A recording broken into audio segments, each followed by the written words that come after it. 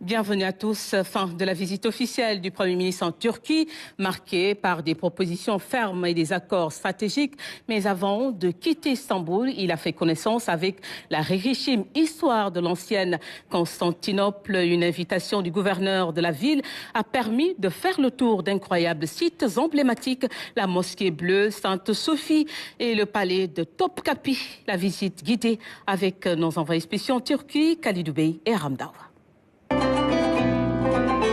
Loin des audiences et d'autres rendez-vous d'affaires, les autorités d'Istanbul ont voulu faire marquer une pause touristique à leur illustre hôte.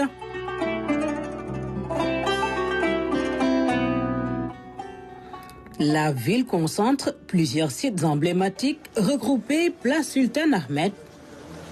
À pied et aux côtés du gouverneur d'Istanbul, le Premier ministre remonte la fameuse place, loin de l'anonymat.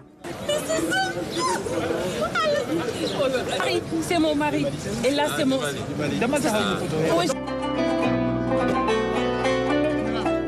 Les incontournables d'Istanbul sont connus. La belle mosquée bleue, la surprenante Sainte-Sophie, l'impérial palais Topkapi, de belles œuvres architecturales inscrites dans le passé glorieux de l'Empire ottoman. C'est la mosquée de Sultan Ahmet, qu'on connaît comme la mosquée bleue d'après la couleur dominante.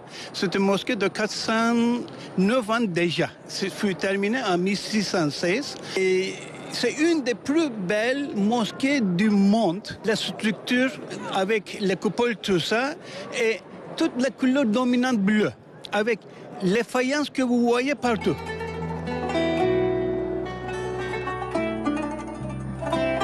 On parle de 43 mètres de hauteur pour la coupole et 24 mètres de diamètre.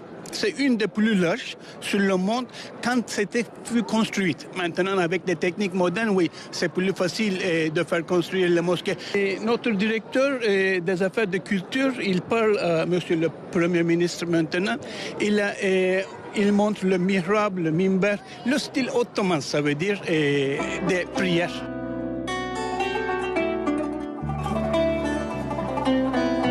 Beaucoup plus ancienne, Sainte-Sophie a été construite au XVe siècle. Au-delà de la merveille, une transition inédite. De 1453 à 2020, elle a été d'abord église, puis mosquée, ensuite musée, avant de redevenir mosquée.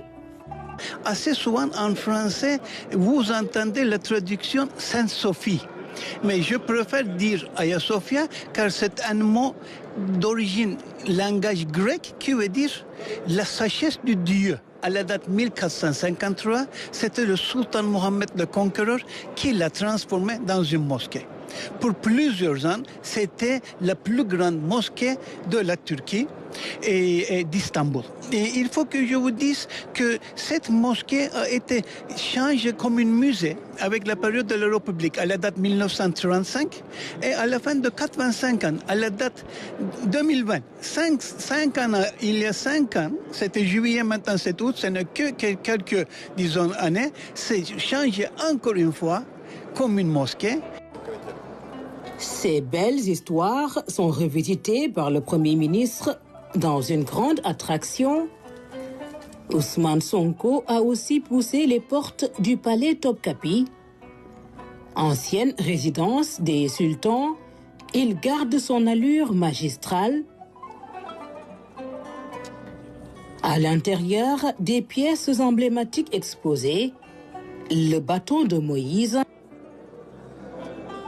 des effets ayant appartenu à Abraham et toute une salle dédiée aux reliques du prophète Mohammed. Paix et salut sur lui.